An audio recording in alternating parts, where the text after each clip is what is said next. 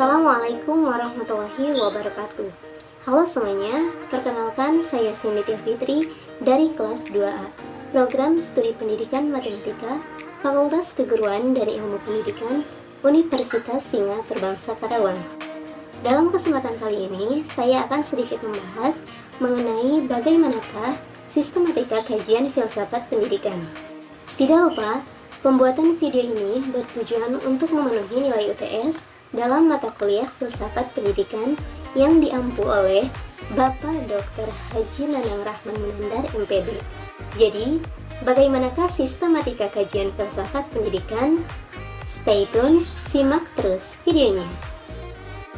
Baik, sebelum kita masuk pada inti pembahasan, yaitu bagaimanakah sistematika kajian filsafat pendidikan, teman-teman pasti masih bingung apa yang dimaksud dengan filsafat pendidikan dan filsafat pendidikan. Jadi, filsafat adalah kajian kritis mengenai pemikiran yang telah diamini kebenarannya. Sedangkan pendidikan adalah suatu usaha untuk mewujudkan suatu sistem pembelajaran yang lebih baik bagi peserta didik dalam mengembangkan potensi dalam dirinya. Dengan demikian, filsafat pendidikan adalah suatu kajian kritis mengenai pemikiran yang telah dan akan dibuat melalui analisis konsep untuk menciptakan suatu pertimbangan yang lebih baik, sesuai dengan skop pendidikan, di mana yang mewujudkan suatu sistem pembelajaran yang dapat diikuti oleh peserta didik dalam mengembangkan potensi dirinya, baik dari segi keilmuan, kepribadian, maupun hal positif lainnya. Selanjutnya, bagaimanakah sistematika kajian filsafat pendidikan? Jadi, sistematika dapat diartikan juga sebagai landasan, yaitu asumsi-asumsi dasar bagi setiap ilmu pengetahuan, tidak terkecuali soal pendidikan. Jadi, ketika filsafat membahas mengenai ilmu alam, maka muncullah filsafat ilmu alam. Ketika filsafat membicarakan tentang hukum, maka diperolehlah filsafat hukum. Dan ketika filsafat membahas atau mengkaji tentang permasalahan pendidikan, maka diciptakanlah cabang-cabang filsafat pendidikan.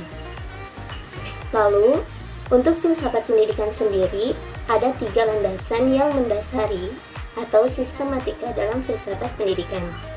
Apa saja? Pertama, landasan ontologi. Landasan ontologi filsafat pendidikan ini merupakan bagian dari metafisika yang sifatnya spekulatif sehingga membahas hakikat yang ada secara universal atau secara umum. Landasan ontologi ini memberikan dasar kepada pendidikan sebagai pemikiran mengenai yang ada, misalnya pemikiran mengenai Tuhan, manusia, alam semesta, dan lain-lain sebagainya. Contoh praktis dari landasan ontologi ini seperti terciptanya kurikulum pendidikan matematika, maka untuk pendidikan matematika. Kemudian terciptanya kurikulum pendidikan vokasi, maka untuk menyelenggarakan pendidikan keterampilan. Mengapa hal tersebut dapat terjadi? Karena secara ontologis telah diketahui dari awal bahwa pemikiran filsafat itu tujuan pendidikannya adalah berdasarkan yang ada. Yang ada di sini maksudnya adalah yang ada untuk matematika atau yang ada untuk vokasi. Yang kedua, landasan epistemologi. Epistemologi ini mempersoalkan tentang sumber dan usul pengetahuan dengan menelaah, mengkaji, dan mengungkapkan. Kajian epistemologi ini membahas tentang bagaimana proses mendapatkan ilmu pengetahuan, kemudian hal-hal apa saja yang harus dilakukan agar mendapatkan pengetahuan yang benar, serta apa yang disebut kebenaran dan apa saja kriterianya. Landasan epistemologi ini memberikan dasar filsafat mengenai teori dan praktik pendidikan untuk memperoleh pengetahuan. Pendidikan dan ilmu pengetahuan sangat erat kaitannya. Maka dari itu, pandangan mengenai sumber dan jenis pengetahuan akan sangat berpengaruh terhadap kurikulum dan metode pembelajarannya. Yang ketiga adalah landasan aksiologi. Aksiologi ini berasal dari bahasa Yunani, yaitu dari kata aksios yang artinya sesuai dan logos yang artinya ilmu. Dalam landasan aksiologis ini membahas mengenai teori-teori nilai yang berusaha menggambarkan apa yang dinamakan dengan kebaikan dan perilaku yang baik. Dalam aksiologi ini ada yang dinamakan dengan etika dan estetika. Etika merupakan kajian filsafat mengenai perilaku manusia terhadap nilai dan moral, sedangkan estetika adalah kajian filsafat mengenai keindahan. Keduanya sangat berkaitan erat karena sesuatu yang indah cenderung akan terasa lebih beretika, dan begitu pula sebaliknya. Dalam ranah pendidikan, landasan aksiologi memberikan dasar-dasar filsafat terhadap nilai dan moral yang menjadi acuan dalam praktik pendidikan. Karena pendidikan tanpa nilai dan moral yang positif hanya dapat memberikan hal negatif.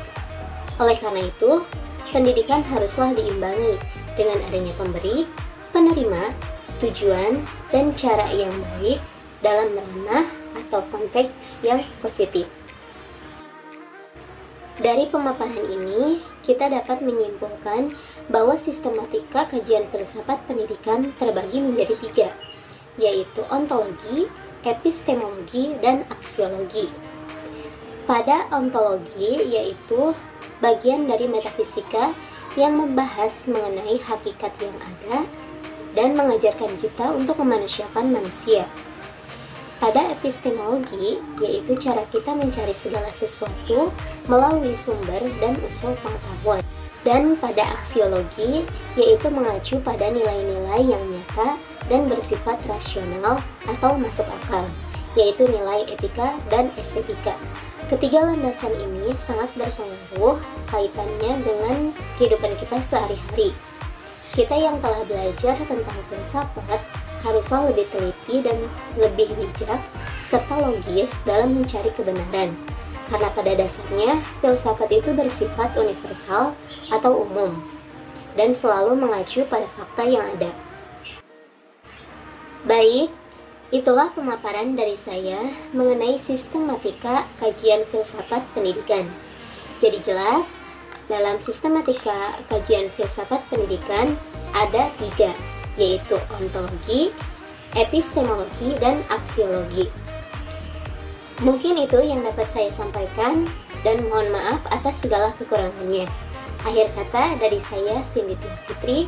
Sekian dan terima kasih. Wassalamualaikum warahmatullahi wabarakatuh.